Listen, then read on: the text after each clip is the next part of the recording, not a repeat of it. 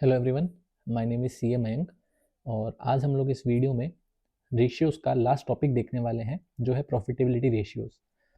ये जो रेशियोज़ मैं आपको बताने वाला हूँ इसमें से कुछ रेशियोज़ आपको याद करने पड़ सकते हैं क्योंकि अभी जो मैं रिवीजन क्लास लगा रहा हूँ तो मैं आपको एक एक रेशियो डिटेल में नहीं समझा सकता।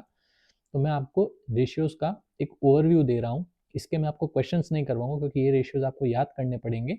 अभी एट लास्ट अगर आप इसको कर रहे हैं तो आपको इस रेशियो को थोड़ा याद करना पड़ सकता है।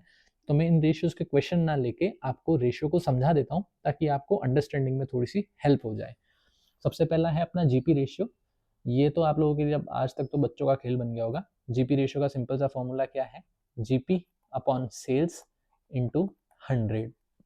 जीपी रेशियो का सिंपल सा फॉर्मूला है। अब आपको जीपी निकालना पड़ सकता है पहले क्वेश्चन में। जीपी कैसे निकालेंगे?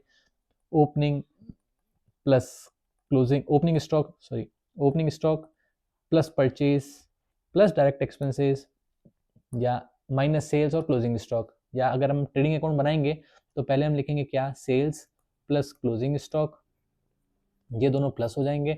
और माइनस के आइटम क्या क्या थे डेबिट साइड में ट्रेडिंग अकाउंट के? Opening stock plus purchase plus direct expenses. तो ये आप जब निकालेंगे तो आपका जीपी निकल जाएगा और जीपी में आप सेल्स का पार्ट देकर आप इंटू 100 करेंगे तो आपका जीपी रेशियो निकल जाएगा। क्वेश्चन आपको इस तरीके से फ्रेम किया जा सकता है। इसके पहले ऑपरेटिंग रेशियो में बढ़े, मैं आपको पहले एक जो इजी है पहले मैं आपको वो बता देता हूँ। नेक्स्ट आएगा जो आपका इजी है वो है net profit ratio. Net profit ratio भी सिंपल है, एनपी अपॉन सेल्स। आपको हो सकता है पहले एनपी कैलकुलेट करना पड़े, आपको क्वेश्चन में जीपी दे रखा हो तो जीपी में से सारे आप इनडायरेक्ट एक्सपेंसेस जो हैं वो आप माइनस कर देंगे तो आपका एनपी निकल जाएगा और एनपी को आप सेल से डिवाइड कर देंगे तो आपका रेशियो निकल जाएगा। नेक्स्ट आएगा आपका जो इजी है थोड़ा, price earning ratio. Price earning ratio का सिंपल सा फॉर्मूला होता है पीई रेशियो कहते हैं और प्राइस अपॉन इक्विटी, यानी आपके शेयर की प्राइस क्या है और इक्विटी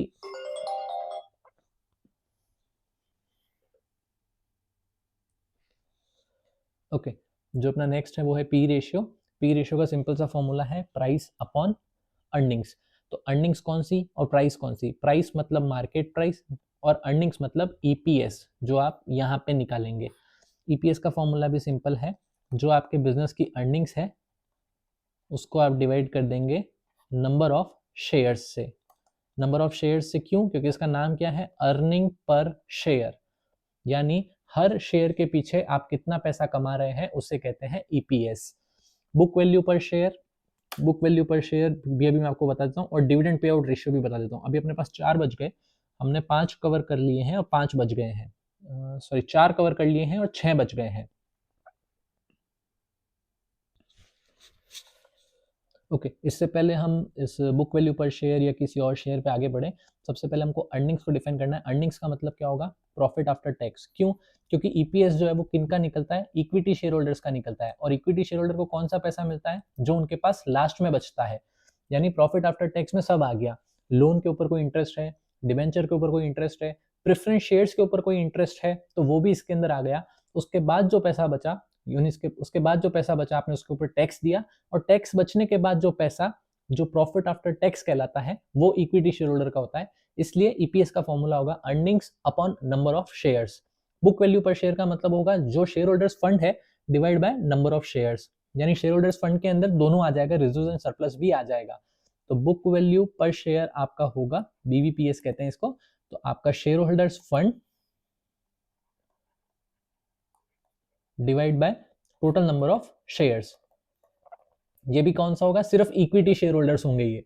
और रिजर्व एंड सरप्लस किसका होता है? इक्विटी शेयर होल्डर्स का होता है। क्यों? क्योंकि प्रेफरेंस शेयर होल्डर्स को हम परसेंटेज यानी इंटरेस्ट देते हैं। इंटरेस्ट कैसे देते हैं? जैसे हम प्रेफरेंस शेयर्स इशू करते हैं तो होता है 9% प्रेफरेंस शेयर्स, वैसे ही 9% डिबेंचर्स, इस तरीके से इशू होते हैं तो इनको इंटरेस्ट मिलता है, इनको मालिकाना हक नहीं मिलता है, इनको वोटिंग राइट्स या जो इनके बिजनेस में जो पैसा है उसका हक नहीं मिलता है, इनको सिर्फ इंटरेस्ट मिलता है।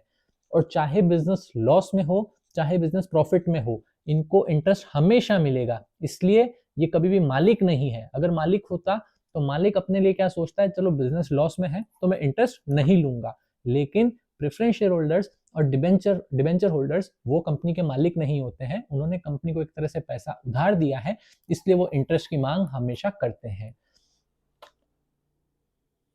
नेक्स्ट हम लोग अपना बुक वैल्यू पर शेयर भी कवर हो गया। अब dividend pay out ratio, dividend pay out ratio का सिंपल सा फॉर्मूला है डिविडेंड कितना दिया अपॉन अर्निंग्स कितनी थी, ईपीएस, तो वो आपका डिविडेंड पे आउट रेशियो निकल जाएगा। एक बार कंफर्म कर लेता हूँ फॉर्मूला मैंने आपको सही बताया है या नहीं। हाँ, डिविडेंड कितना दिया और अर्निंग पर शेयर कितनी है उसको कहते हैं dividend pay out ratio. Next अपन ले लेते हैं, तो अपना डिविडेंड पे आउट रेशियो भी इसी के साथ कंप्लीट हुआ। ये जो लास्ट का जो 4 फॉर्मूले हैं ना, ये आपस में लिंक्ड है। अगर आप इसको अच्छे से देखेंगे तो ये आपस में लिंक्ड है। सबसे पहले आप ईपीएस निकालेंगे, ईपीएस से आप डिविडेंड पे आउट रेशियो निकालेंगे और डिविडेंड पे आउट रेशियो के साथ साथ आप प्राइस अर्निंग रेशियो भी निकाल सकते हैं। जो पहला जो इंपॉर्टेंट रेशियो होगा इन चारों में वो होगा ईपीएस, क्योंकि ईपीएस के बिना आप डिविडेंड पे आउट और प्राइस अर्निंग रेशियो नहीं निकाल सकते हैं। तो सबसे पहले आपको अर्निंग पर शेयर तो निकालना सीखना ही पड़ेगा। अब हम लेते हैं ऑपरेटिंग रेशियो और operating profit ratio. Operating ratio का मतलब है आपका ऑपरेटिंग एक्सपेंसेस कितने हैं। ऑपरेटिंग एक्सपेंसेस में कौन से आ जाएंगे, ऑपरेटिंग रेशियो में ऑपरेटिंग एक्सपेंसेस और उसको हम डिवाइड कर देंगे नेट रेवेन्यू से। ऑपरेटिंग कॉस्ट या ऑपरेटिंग, जिसको हम ऑपरेटिंग कॉस्ट बोल रहे हैं, वो कॉस्ट के अंदर क्या क्या आएगा, एक तो कॉग्स आएगा प्लस ऑपरेटिंग एक्सपेंसेस आएंगे। ऑपरेटिंग एक्सपेंसेस में सब आ गया, एडमिनिस्ट्रेटिव एक्सपेंसेस आ गया, डायरेक्ट एक्सपेंस आ गया, और कोई सेलिंग एक्सपेंसेस है तो वो भी इसके अंदर आ गए। तो ये तीनों आपके ऑपरेटिंग एक्सपेंसेस का पार्ट बन जाएंगे और कॉस्ट ऑफ गुड्स सोल्ड हम ऑलरेडी निकालना सीख चुके हैं। इन दोनों को प्लस के अगर आप नेट रेवेन्यू से डिवाइड कर देंगे तो आपका ऑपरेटिंग रेशियो आ जाएगा। ऑपरेटिंग रेशियो एक तरह से आपका खर्चे का रेशियो है।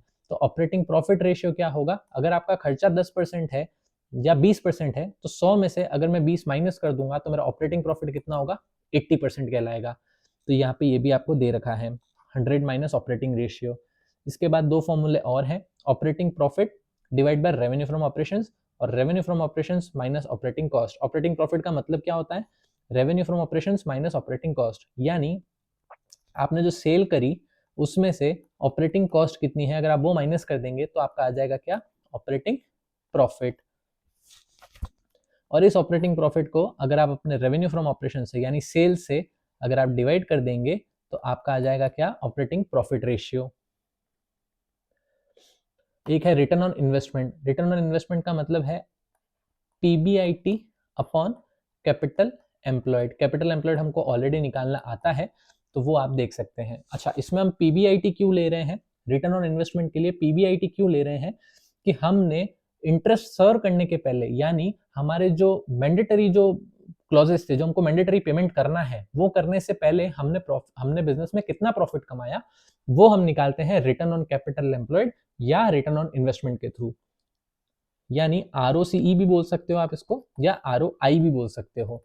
इसमें पीबीआईटी कंसीडर होता है, पैट कंसीडर नहीं होता है। क्यों, क्योंकि इंटरेस्ट आपका एक ऑब्लिगेशन है और टैक्स आपका एक ऑब्लिगेशन है। तो उसके बिना अगर इंटरेस्ट और टैक्स अगर आपको नहीं पे करना पड़े तो आपने शेयर होल्डर के फंड पे यानी कैपिटल एम्प्लॉयड पे कितना पैसा कमाया वो आपका आरओआई कहलाता है।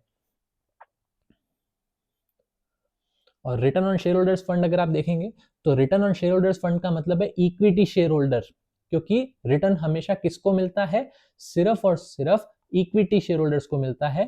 तो return on share holders fund वो आपका हो जाएगा, उसमें आपका आएगा PAT upon share holders fund.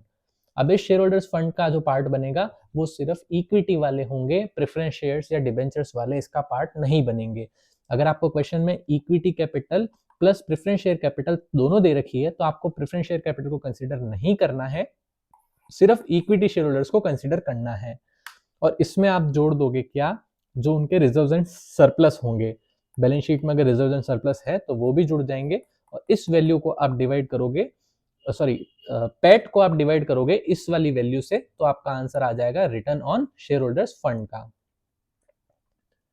उम्मीद करता हूं कि ये टॉपिक आपको समझ में आया हो, क्योंकि मैंने बहुत जल्दी कवर करने की कोशिश की है। ये फॉर्मूले मोस्टली आपको ऐसे हैं कि आपको याद करने पड़ सकते हैं, इसलिए मैंने आपको एक बेसिक ओवरव्यू दे दिया कि कौन सा रेशियो आपको क्या बताता है और कैसे कैलकुलेट करते हैं।